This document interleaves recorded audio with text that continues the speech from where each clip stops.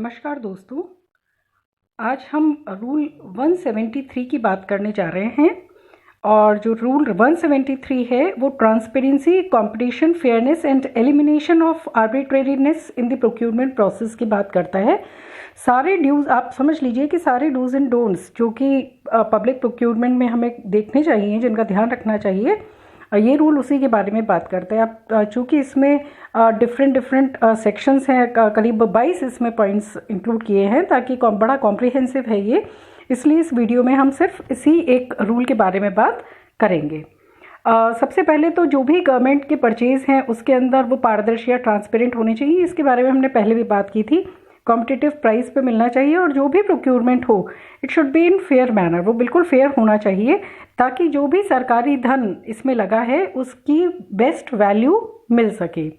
और इसी के साथ में ये भी देखा जाए कि जितने भी प्रोस्पेक्टिव बिडर्स हैं उनको वो बड़े अपने कॉन्फिडेंस के साथ में अपनी बिड्स को भेजें कि जो भी सिलेक्शन होगा या कॉन्ट्रैक्ट दिया जाएगा वो ट्रांसपेरेंट मैनर में दिया जाएगा। और इसी के लिए कुछ जो मेजर्स या कुछ जो तरीके हैं उसके बारे में ये रूल बात करता है। तो सबसे पहले बात करते हैं कि जो भी बिडिंग डॉक्यूमेंट है उसके अंदर वो बड़ा कॉम्प्रिहेंसिव होना चाहिए और कुछ भी एम्बिग्विटीज़ उसके अंदर नहीं होनी चाहिए, अस्पष्टता उसके अंदर नहीं होनी चाहिए। जो भी रिक्वायरमेंट्स हैं उससे संबंधित, जो भी इवैल्यूएशन का प्रोसेस अडॉप्ट किया जाएगा उससे संबंधित हर चीज़ बड़ी क्लियर बिडिंग डॉक्यूमेंट के अंदर होनी चाहिए। जो भी ज़रूरी एसेंशियल इन्फॉर्मेशन है जिसकी ज़रूरत बिडर को होगी एक रेस्पॉन्सिव बिड भेजने के लिए, वो सभी बहुत क्लियरली इस बिडिंग डॉक्यूमेंट में सिंपल लैंग्वेज में मेंशन होनी चाहिए। इसमें एक चीज़ का और ध्यान रखना है कि अगर हम लोग स्टार्टअप्स जो है, department of industrial policy and promotion ने जिन एंटरप्राइजेस को स्टार्टअप्स की कैटेगरी में रिकॉग्नाइज किया हुआ है उनके लिए इस शर्त का या इस कंडीशन को रिलैक्स किया जाता है जिसमें प्रायर टर्नओवर या प्रायर एक्सपीरियंस की बात होती है। तो अगर ऐसा है उसे भी बिडिंग डॉक्यूमेंट में शामिल करना है। लेकिन इसमें इस चीज़ का ध्यान रखना चाहिए कि स्टार्टअप्स भी जिस क्वालिटी का और जिस टेक्निकल स्पेसिफिकेशन का हमें प्रोक्यूरमेंट करना है उसको फुलफिल करते हों। उस स्थिति में उनको प्रायर टर्नओवर या प्रायर एक्सपीरियंस में रिलैक्सेशन दिया जाएगा और इस चीज़ को बिडिंग डॉक्यूमेंट में मेंशन करना होता है। इसके अलावा बिडिंग डॉक्यूमेंट में और क्या क्या चीज़ें होनी चाहिए? सबसे पहले description and specification of goods होना चाहिए। कैसे, कितनी क्वांटिटी में आपको परचेज करना है, किस वक्त और किस जगह या एक से ज़्यादा जगह डिलीवरी आपको चाहिए, तो वो सब चीज़ें भी इसमें मेंशन होनी चाहिए। एलिजिबिलिटी और जो क्वालिफिकेशंस है किसी बिडर की उसका क्या क्राइटेरिया होगा, मिनिमम लेवल ऑफ एक्सपीरियंस कितना होना चाहिए, पास्ट परफॉर्मेंस कैसी हो, बिडर की टेक्निकल कैपेबिलिटी या मैन्युफैक्चरिंग फैसिलिटीज़ और फाइनेंशियल पोजीशन, इन सब के बारे में भी बिडिंग डॉक्यूमेंट में क्लियरली मेंशन होना चाहिए, ताकि जो भी प्रोस्पेक्टिव बिडर्स है वो कॉन्फिडेंस के साथ अपनी बिड सबमिट कर सके। इसी के साथ में अगर कोई लिमिटेशन है पार्टिसिपेशन में, कोई शर्त है या कोई रोक है पार्टिसिपेशन में किसी बिडर के लिए, तो वो भी उसमें मेंशन होनी चाहिए। इसके अलावा कुछ ऐसे गुड्स हैं जिनमें उनके उत्पादन से संबंधित या ओरिजिन से संबंधित कुछ लीगल रिस्ट्रिक्शंस होते हैं, तो उसको भी मेंशन करना चाहिए कि अगर वो लीगल रिस्ट्रिक्शंस जो भी हैं वो नहीं होंगे तभी वो जो गुड्स हैं उन्हें प्रोक्यूर किया जाएगा, तभी वो एलिजिबल होगा बिडर उन पर्टिकुलर गुड्स को देने के लिए। उसे भी इस बिडिंग डॉक्यूमेंट में मेंशन करना चाहिए कि उसकी क्या क्या रिक्वायरमेंट है जो एक सक्सेसफुल बिडर को पूरी करनी है। इसके अलावा जब बिड्स भेजने का कौन सा टाइम होगा, डेट होगा और प्लेस होगा, वो बहुत क्लियरली मेंशन होगा। साथ में जिस प्रोसीजर को फॉलो करना है बिडर को वो भी बिल्कुल क्लियरली मेंशन होगा बिडिंग डॉक्यूमेंट में।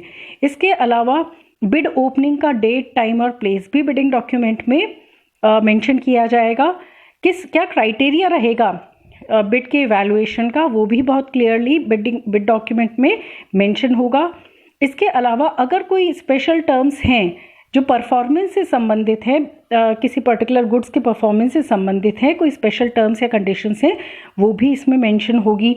इसके अलावा कुछ अनिवार्य शर्तें या एसेंशियल टर्म्स हैं प्रोक्यूरमेंट कॉन्ट्रैक्ट की, वो भी इस बिड डॉक्यूमेंट में होनी चाहिए। इसके अलावा एक पर्टिकुलर क्लॉज है जिसे मैं एज इट इज़ आपको पढ़ के बताती हूँ, ये भी होना चाहिए बिडिंग डॉक्यूमेंट में।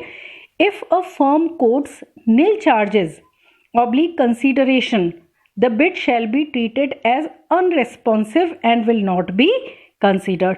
तो ये सारी चीज़ें किस में होनी चाहिए, आपके बिड डॉक्यूमेंट में होनी चाहिए।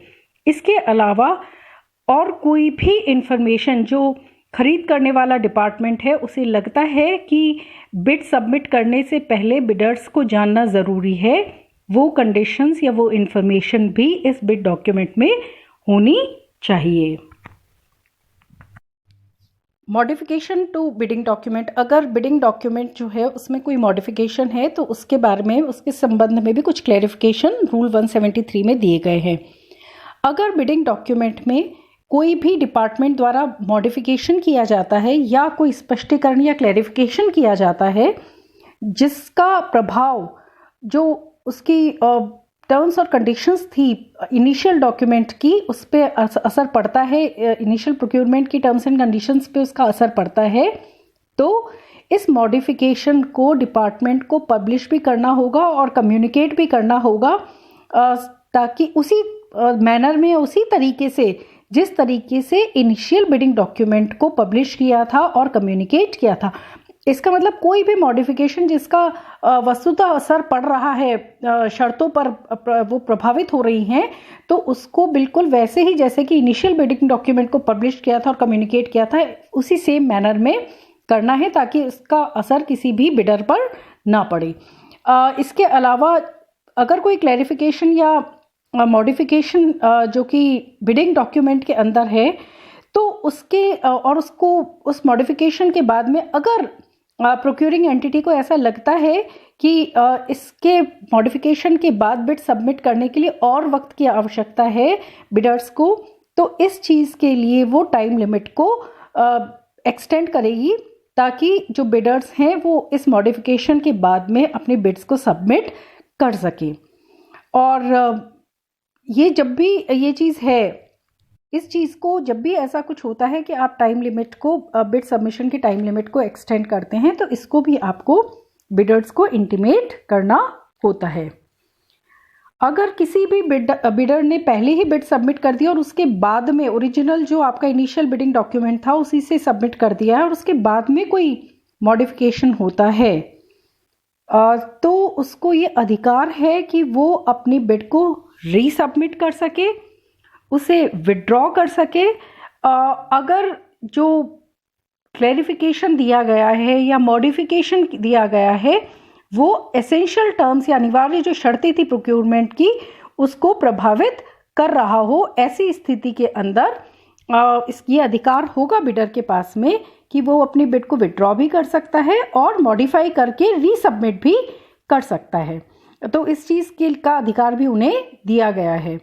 इसके अलावा सूटेबल प्रोविज़न रखने होंगे बिडिंग डॉक्यूमेंट में कि अगर किसी बिडर की जो बिड है वो रिजेक्ट हो जाती है तो वो उस पर क्वेश्चन कर सके, वो उसके बारे में पता कर सके कि ऐसा क्यों हुआ है।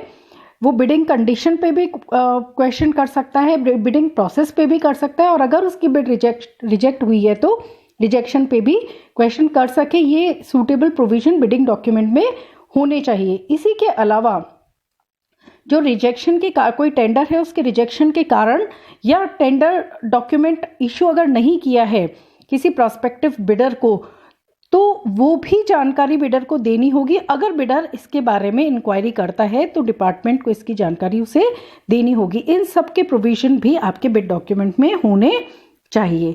इसके अलावा इन केस कोई कॉन्ट्रैक्ट के ऊपर डिस्प्यूट हो जाता है तो सूटेबल प्रोविजंस रखने हैं इन डिस्प्यूट्स को सेटल करने के लिए, ये भी मेंशन होना चाहिए बिडिंग डॉक्यूमेंट में। और साथ ही में बिडिंग डॉक्यूमेंट में ये क्लियरली मेंशन होना चाहिए कि कोई भी जो कॉन्ट्रैक्ट के अंदर जो भी टर्म्स एंड कंडीशंस लिखी गई थी बिडिंग डॉक्यूमेंट में और उसके हिसाब से जो भी कॉन्ट्रैक्ट दिया गया है वो सभी इंडियन लॉज के हिसाब से इंटरप्रेट किया जाएगा। जो भी बिडर है उसे रीज़नेबल टाइम दिया जाएगा कि वो अपने बिड तैयार करे और उसे सबमिट करे। इसी के अलावा जब भी बिड ओपन होगी तो वो पब्लिक में ओपन होगी और जो बिडर्स के ऑथोराइज्ड रिप्रेजेंटेटिव्स हैं उन्हें परमिशन होगी कि वो इस बिड ओपनिंग में को अटेंड करें। जो भी माल जिसकी भी ज़रूरत है मिनिस्ट्री या डिपार्टमेंट को, उसके जो भी स्पेसिफिकेशन है वो बहुत क्लियरली मेंशन होंगे, बिना किसी अस्पष्टता या एम्बिग्युइटी के वो मेंशन होंगे बिड डॉक्यूमेंट में, ताकि जो भी प्रोस्पेक्टिव बिडर्स है वो मीनिंगफुल बिड्स सबमिट कर सके। और इस चीज़ के लिए कि ज़्यादा से ज़्यादा नंबर में बिडर्स आएँ और बहुत कॉम्पिटिटिव बिड्स आपके पास आएँ, जो स्पेसिफिकेशंस हैं गुड्स के वो ब्रॉड हों, ताकि maximum number of prospective bidders उसके अंदर बिड कर सके। इसके अलावा प्री बिड कॉन्फ्रेंस जो है उसकी अगर ज़रूरत पड़ती है, आप बात करते प्री बिड कॉन्फ्रेंस की ज़रूरत कहाँ पड़ती है, तो वो ज़रूरत पड़ती है टर्न की कॉन्ट्रैक्ट्स के अंदर या ऐसी प्रोक्योरमेंट जिसमें कॉस्टली या सोफिस्टिकेटेड इक्विपमेंट को ख़रीदना है, उसके लिए प्री बिड कॉन्फ्रेंस की ज़रूरत पड़ती है, जिसमें बिडर्स के साथ पहले मीटिंग की जाती है। तो अगर ऐसा कुछ भी होता है, एक या एक से ज़्यादा राउंड्स होते हैं प्री बिड कॉन्फ्रेंस के, तो उसके बारे में भी बिडिंग डॉक्यूमेंट में क्लियरली मेंशन होगा कि कितने राउंड्स होंगे और वो राउंड्स कब कब होंगे। ये जनरली जो प्री बिड कॉन्फ्रेंसेस हैं, इनके अंदर जो भी गुड्स प्रोक्यूर कर रहे हैं उनके स्पेसिफिकेशंस या उनसे रिलेटेड टेक्निकल डिटेल्स के बारे में बात की जाती है। तो इसका जो डेट है, टाइम है, प्लेस है, इसको भी इंडिकेट करना होता है बिडिंग डॉक्यूमेंट में। और ये जो डेट है ये काफ़ी पहले होनी चाहिए बिड ओपनिंग डेट के, ताकि जो प्रोस्पेक्टिव बिडर्स हैं वो प्री बिड कॉन्फ्रेंस अटेंड कर सके और उसके बेसिस पे अपनी जो बिड्स हैं उन्हें सबमिट कर सके। ऐसी अगर कोई भी कॉन्फ्रेंस होती है तो उसके जो रिकॉर्ड्स होते हैं वो सभी बिडर्स, जितने भी बिडर्स हैं और जहाँ जहाँ भी एप्लीकेबल है, चाहे वो डिपार्टमेंट की वेबसाइट हो या टेंडर हो, उन सब में जहाँ पे टेंडर पब्लिश किया गया था वहाँ पर इन्हें भी पब्लिश, इस रिकॉर्ड को भी पब्लिश करना होता है। अब बात आती है कि रेस्पॉन्सिवनेस की अपन बात कर रहे थे, तो क्या क्राइटेरिया है ये डिटरमाइन करने का कि जब बिड्स हैं वो रेस्पॉन्सिव है कि नहीं, उसको डिटरमाइन करने का क्या क्राइटेरिया है। सबसे पहला जो क्राइटेरिया है, इस पे क्वेश्चन आ सकता है, टाइम ऑफ डिलीवरी। जब हम इवैल्यूएट करते हैं बिड्स को तो ये देखना होता है कि time of delivery, performance, efficiency, environmental characteristics बहुत इंपॉर्टेंट है, क्योंकि पॉल्यूशन और इन सब चीज़ों के बारे में भी सर्टिफिकेट्स और एनओसीज की ज़रूरत होती है। तो ये कैरेक्टरिस्टिक्स वो कितना क्या है, ये सारी चीज़ें हमें देखनी होती हैं। इसके अलावा पेमेंट की टर्म्स और गारंटीज़ जो ली जाती हैं वो उसके बारे में उसे भी देखना होता है। वैल्यूएशन के वक्त प्राइस क्या कोट किया है, बहुत इंपॉर्टेंट क्राइटेरिया है। और इसके अलावा cost of operating, maintaining and repairing. एक बार आपने ले लिया, उसके बाद किसी मशीनरी को ऑपरेट करना या उसको मेंटेन और रिपेयर, उसकी कितनी कॉस्ट है, इन सब चीज़ों को ध्यान में रखते हुए ही बिड्स को इवैल्यूएट किया जाता है। जो बिड्स रिसीव होती हैं उनको उन्हीं टर्म्स एंड कंडीशंस के बेसिस पे इवैल्यूएट किया जाता है जिन्हें हमने अपने बिडिंग डॉक्यूमेंट्स में इनकॉर्पोरेट किया है। कोई भी नई कंडीशन हम नहीं यूज़ करते हैं बिड इवैल्यूएशन के वक्त में। जो ऑलरेडी मेंशन्ड है बिडिंग डॉक्यूमेंट में उसी के बेसिस पे इवैल्यूएशन होगा। और ये डिसाइड करना कि बिड रेस्पॉन्सिव है या नहीं है, इसके लिए जो कंटेंट्स है बिड के वही देखे जाएंगे। कोई एक्सट्रिंसिक एविडेंस जो है उनके बेसिस पे बिड रेस्पॉन्सिव है या नहीं ये डिटरमाइन नहीं किया जाएगा, बल्कि जो बिड सबमिट करवाई है उसके कंटेंट के बेसिस पे ही रेस्पॉन्सिवनेस डिटरमाइन की जाएगी। बिडर को परमिशन नहीं होगी कि वो अपनी बिड्स को ऑल्टर करे या मॉडिफाई करे after expiry of the deadline for receipt of bids. उसके बाद में उसे ऑल्टर करने या मॉडिफाई करने का अधिकार नहीं होगा। किसी भी तरीके का बिडर से नेगोशिएशन डिस्करेज किया जाता है। अगर बिड ओपन हो गई है उसके बाद में जो भी प्राइस है उसके ऊपर किसी भी किस्म का नेगोशिएशन बिडर से नहीं किया जाएगा। हाँ, इसमें एक एक्सेप्शन है और इसीलिए बहुत इम्पॉर्टेंट है। अगर एडॉक प्रोक्यूरमेंट है, एडॉक प्रोक्यूरमेंट उस प्रोक्यूरमेंट को कहते हैं जिसके बारे में पहले नहीं देखा गया हो या कंसीडर नहीं किया गया और अचानक उसकी प्रोक्यूरमेंट की ज़रूरत पड़ गई हो। तो ऐसा जो एडॉक प्रोक्यूरमेंट है उस केस के अंदर अगर ज़रूरत है, अनअवॉइडेबल सर्कमस्टेंसेस में इस किस्म का प्रोक्यूरमेंट किया जाता है, अनप्लान्ड मैनर में होता है, प्लान्ड मैनर में नहीं होता है, तो उस स्थिति के अंदर जो लोएस्ट इवैल्यूएटेड रेस्पॉन्सिव बिडर है आप उसके साथ में प्राइस नेगोशिएट कर सकते हो। उसके अलावा नॉर्मल सिचुएशन में इस चीज़ को डिस्करेज किया जाता है। जनरली जो कॉन्ट्रैक्ट है वो अवॉर्ड किया जाता है लोएस्ट इवैल्यूएटेड बिडर को, जिसकी रेस्पॉन्सिव बिड थी और जिसने सबसे कम प्राइस कोट किया होता है और जिसकी एलिजिबिलिटी और क्वालिफिकेशन और हर चीज़ जो कॉन्ट्रैक्ट के लिए ज़रूरी है अगर वो सेटिस्फैक्ट्री है और उसका जो बेसिस है, वैसे हमने पहले भी बात की थी कि जो ऑलरेडी टर्म्स एंड कंडीशंस हमने इनकॉर्पोरेट कर रखी है बिडिंग डॉक्यूमेंट के, उसी के हिसाब से इवैल्यूएट करते हैं। तो जो हमारे पास लोएस्ट इवैल्यूएटेड बिडर है उसी को जनरली कॉन्ट्रैक्ट दिया जाता है। लेकिन यहाँ पर भी एक थोड़ा सा एक्सेप्शनल केस आ जाता है कि जब एडॉक रिक्वायरमेंट हो और जो लोएस्ट इवैल्यूएटेड बिडर है अगर वो पूरा माल जितना हमें चाहिए उतना नहीं सप्लाई कर पा रहा है, तो जो रिमेनिंग क्वांटिटी है वो नेक्स्ट हायर रेस्पॉन्सिव बिडर से हम लेते हैं। लेकिन ध्यान क्या रखना है, इसमें भी हम रेट्स कौन सी देंगे, जो लोएस्ट रेस्पॉन्सिव बिडर ने हमें रेट्स कोट की हैं उस रेट पे हम जो रिमेनिंग क्वांटिटी है वो नेक्स्ट हायर रेस्पॉन्सिव बिडर से लेते हैं। अब नेक्स्ट बात करते हैं procurement of energy efficient electrical appliances.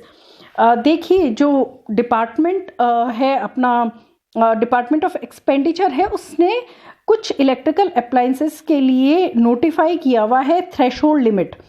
ठीक है, तो जब हम ऐसे इलेक्ट्रिकल अप्लायंसेस लेते हैं जिन्हें डिपार्टमेंट ऑफ एक्सपेंडिचर ने नोटिफाई किया हुआ है, तो हम या तो जब लेंगे तो देखेंगे कि एनर्जी एफिशिएंसी के मामले में वो नोटिफाइड थ्रेशोल्ड के अंदर ही हो या फिर हायर स्टार रेटिंग हो, जो कि bureau of energy efficiency BEE से किसी भी इलेक्ट्रिक अप्लायंस को मिलती है। मतलब आप समझ जाइए कि हायर स्टार रेटिंग वाला जो एनर्जी एफिशिएंट है इक्विपमेंट वो या तो हम खरीदेंगे, लेकिन इस चीज़ का हमेशा ध्यान रखेंगे कि जो थ्रेशोल्ड नोटिफाई की गई है डिपार्टमेंट ऑफ एक्सपेंडिचर ने, हम उसी थ्रेशोल्ड के अंदर वो उस जो परफॉर्मेंस है उसके बेसिस पे उस इलेक्ट्रिकल अप्लायंसेस का परचेज करेंगे।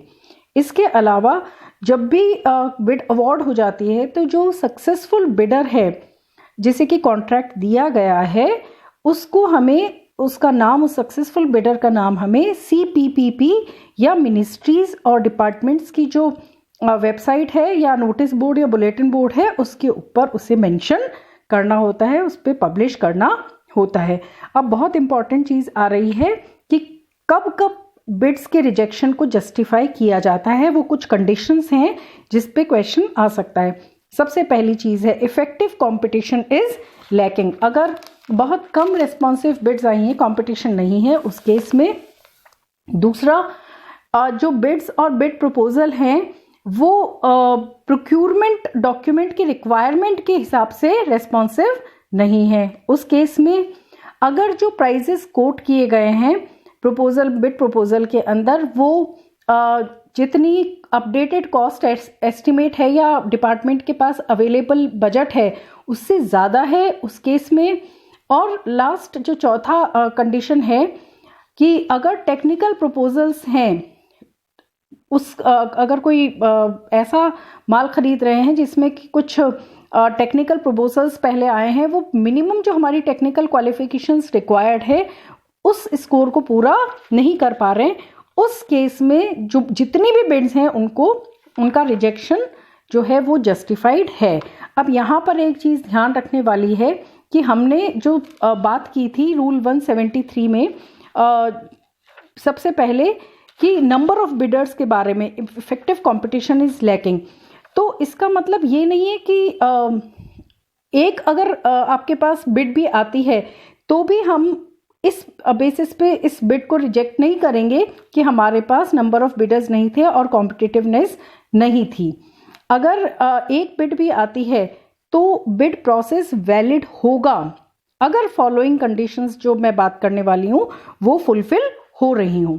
पहली चीज़, प्रोक्यूरमेंट वो सेटिस्फैक्ट्रीली एडवर्टाइज्ड। जब भी हमने पहले भी बात की थी कि ई पब्लिश करवाना है प्रोक्यूरमेंट को, अगर हमने उसे बहुत अच्छे से एडवर्टाइज किया है और बिल्कुल सफिशिएंट टाइम दिया है बिड सबमिशन का, तो उस स्थिति के अंदर जो अगर एक भी बिड आई है तो उस प्रोसेस को इनवैलिड नहीं माना जाएगा। दूसरी कंडीशन है, जो क्वालिफिकेशन क्राइटेरिया था बिडर्स के लिए वो बहुत ज़्यादा रिस्ट्रिक्टिव नहीं था। तीसरी, जो प्राइस कोट किया है सिंगल बिड में भी, वो भी अगर रीजनेबल है as compare to market values, market value के कंपैरिजन में अगर वो प्राइजेस रीजनेबल है, तो अगर एक बिड भी सबमिट होती है तो वो प्रोसेस वैलिड माना जाएगा। अब कभी लिमिटेड या ओपन टेंडर रिजल्ट में सिर्फ एक ही वन इफेक्टिव ऑफर ही आता है, सिर्फ एक ही ऐसा आता है, तो उस स्थिति में हम लिमिटेड टेंडर इंक्वायरी को सिंगल टेंडर कॉन्ट्रैक्ट की तरह ट्रीट करने लगते हैं या उसे करेंगे। अगर एक चीज़ और ध्यान रखनी है, अगर प्रोक्यूरमेंट की वैल्यू 25 लाख से ऊपर है और परचेज कमेटी कॉन्स्टिट्यूट की गई है इस परचेज के लिए, तो उस परचेज कमेटी में जितने भी मेंबर्स हैं उसका कोई भी मेंबर किसी दूसरे मेंबर को डायरेक्टली रिपोर्ट नहीं कर रहा होगा। बिल्कुल ध्यान रखेंगे कि परचेज कमेटी जब फॉर्म होगी और अगर प्रोक्यूरमेंट 25 लाख से ऊपर है तो कोई भी ऐसा मेंबर नहीं होगा जो किसी दूसरे मेंबर को डायरेक्टली रिपोर्ट कर रहा होगा। तो ये बड़ा कॉम्प्रिहेंसिव सा है रूल 173, जिसमें डूज एंड डोंट्स के बारे में बात की है ताकि बेस्ट वैल्यू मिल सके, कॉम्पिटिटिव बिड्स हमारे पास आ सकें और फेयर और ट्रांसपेरेंट मैनर में प्रोक्यूरमेंट हो सके। नमस्कार।